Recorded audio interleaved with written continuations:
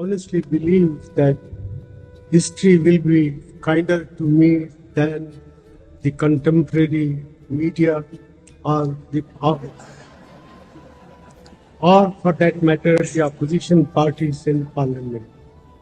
I sincerely believe that it will be disastrous for the country to have Narendra Modi as the Prime Minister.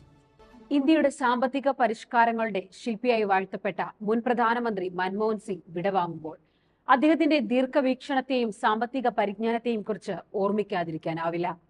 2019 Narendra Modi തുടർച്ചയായി രണ്ടാം തവണയും പ്രധാനമന്ത്രി പദത്തിൽ എത്തുന്നതിന് മുൻപ് അന്നത്തെ സാമ്പത്തിക വളർച്ചാ കണക്കുകൾ ഉദ്ധരിച്ചുകൊണ്ട് വരാനിരിക്കുന്ന സാമ്പത്തിക മാന്ദ്യം അദ്ദേഹം മുൻകൂട്ടി പറഞ്ഞിരുന്നു. സാമ്പത്തിക നയങ്ങളിലെ കോടതികളുടെ കൈകടത്തലുകളെ അപലപിച്ച അദ്ദേഹം സമ്പദ് വ്യവസ്ഥയെ കോൺഗ്രസ് ഇങ്ങനെ ആയിരുന്നില്ല കൈകാര്യം ചെയ്തിരുന്നതെന്നും തുറന്നു പറഞ്ഞിരുന്നു. നരേന്ദ്രമോദിയുടെ നേതൃത്വത്തിലുള്ള സർക്കാരിന് രാജ്യത്തിന്റെ സമ്പദ് വ്യവസ്ഥയുടെ ചലനാത്മകതയെക്കുറിച്ചുള്ള കാഴ്ചപ്പാടോ ധാരണയോ ഇല്ലാത്തത് മൂലമാണ് നോട്ട് നിരോധനം എന്ന വിനാശകരമായ തീരുമാനത്തിലേക്ക് അവർ എത്തിയിരുന്നാണ് മൻമോഹൻ സിംഗ് അഭിപ്രായപ്പെട്ടത്. സംഘടിത കവർച്ചയും നിയമവിധേയമാക്കിയ കൊള്ളയും എന്നാണ് 2019 നരേന്ദ്രമോദിയുടെ നോട്ട് നിരോധനത്തെ സിംഗ് വിശേഷിപ്പിച്ചത്. സുതാര്യത കൊണ്ടുവരാമെന്നും അഴിമതിക്കെതിരെ പോരാടുമെന്നും വാഗ്ദാനം നൽകിയെത്തിയ മോദി സർക്കാർ കഴിഞ്ഞ 5 വർഷങ്ങളിൽ ചെയ്ത അഴിമതി നമുക്ക് സങ്കല്പിക്കാനാവാത്ത അത്ര ഉയരത്തിൽ ഉള്ളതായിരുന്നു. സ്വതന്ത്ര ഇന്ത്യയിലെ ഏറ്റവും വലിയ അഴിമതിയായിരുന്നു നോട്ട് നിരോധനം എന്നും സിംഗ് അന്ന് പറഞ്ഞിരുന്നു. 2019 ശേഷം അനാരോഗ്യവാനായ മൻമോഹൻ സിംഗ് പൊതുവിടങ്ങളിൽ എത്തുന്നത് വിരളമായിരുന്നു. എന്നാൽ 2023 രാജ്യസഭയിൽ ഡൽഹിയുമായി ബന്ധപ്പെട്ട പ്രധാനപ്പെട്ട ബിൽ അവതരിപ്പിക്കുന്ന ദിവസം വീൽ ചെയറിൽ സഭയിലേക്ക് എത്തുന്ന മൻമോഹൻ സിംഗിന്റെ ദൃശ്യങ്ങൾ നാം ഏവരും കണ്ടതാണ്. 2024 ലോക്സഭാ തെരഞ്ഞെടുപ്പിലാവട്ടെ നരേന്ദ്രമോദിക്കെതിരെ രൂക്ഷ വിമർശനവുമായി സിംഗ് രംഗത്ത് വന്നിരുന്നു. തിരഞ്ഞെടുപ്പ് പ്രചാരണ വേളയിൽ മോദി നടത്തിയ വിദ്വേഷ പ്രസംഗങ്ങൾ പൊതുപ്രഭാഷണത്തിന്റെ തന്നെ അന്തസ്സും പ്രധാനമന്ത്രിയുടെ ഓഫീസിന്റെ മാന്യതയും ഇല്ലാതാക്കിയെന്നാണ് മൻമോഹൻ സിംഗ് ആരോപിച്ചത്. സായുധ സേനയിൽ BJP സർക്കാർ നടപ്പിലാക്കിയ അഗ്നിപഥ് പദ്ധതി ദേശീയ സുരക്ഷയ്ക്ക് ഭീഷണിയായ ഒന്നാണെന്നാണ് സിംഗ് വിശേഷിപ്പിച്ചത്. രാജ്യസ്നേഹത്തിന്റെയും ധീരതയുടെയും സേവനത്തിന്റെയും മൂല്യം 4 വർഷം മാത്രമാണെന്നാണ് BJP കരുതുന്നത്. ഇത് അവരുടെ കപട ദേശീയതയാണ് കാണിക്കുന്നതെന്നും ഈ വർഷം ജൂണിൽ നടന്ന ലോക്സഭാ തെരഞ്ഞെടുപ്പിൽ പഞ്ചാബിലെ വോട്ടർമാർക്കുള്ള തന്റെ അവസാനത്തെ കത്തിൽ അദ്ദേഹം പറഞ്ഞിരുന്നു. പഞ്ചാബിൽ ലോക്സഭാ തെരഞ്ഞെടുപ്പിന് മുന്നോടിയായി തിരഞ്ഞെടുപ്പ് പ്രചാരണത്തിന്റെ പാരമ്യത്തിൽ മെയ് 30 സിംഗ് മാധ്യമങ്ങൾക്ക് അയച്ച കത്ത് കോൺഗ്രസ് പുറത്തുവിട്ടിരുന്നു. സായുധ സേനയിലൂടെ മാതൃരാജ്യത്തെ സേവിക്കാൻ സ്വപ്നം കാണുന്ന കർഷകരുടെ മക്കൾ പഞ്ചാബിലെ യുവാക്കൾ 4 വർഷത്തേക്ക് മാത്രം റിക്രൂട്ട് ചെയ്യുന്നതിനെ കുറിച്ച് 2 തവണ ആലോചിക്കുന്നു. അഗ്നിവീർ പദ്ധതി രാജ്യസുരക്ഷയെ അപകടത്തിലാക്കുന്നു. അതിനാൽ അഗ്നിവീർ പദ്ധതി നിർത്തലാക്കണമെന്നും അദ്ദേഹം അഭിപ്രായപ്പെട്ടിരുന്നു.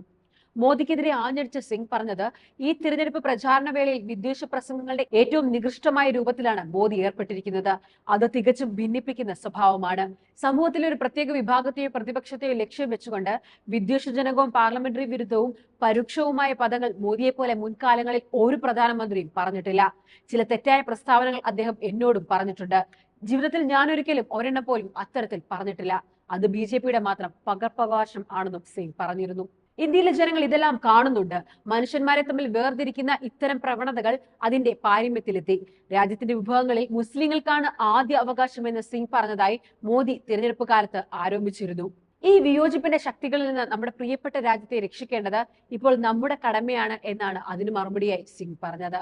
ഇന്ത്യയിൽ സ്നേഹത്തിനും സമാധാനത്തിനും സാഹോദര്യത്തിനും ഐക്യത്തിനും അവസരം നൽകണമെന്ന് അദ്ദേഹം പഞ്ചാബിലെ വോട്ടർമാരോട് കത്തിലൂടെ അഭ്യർത്ഥിക്കുകയും ചെയ്തിരുന്നു.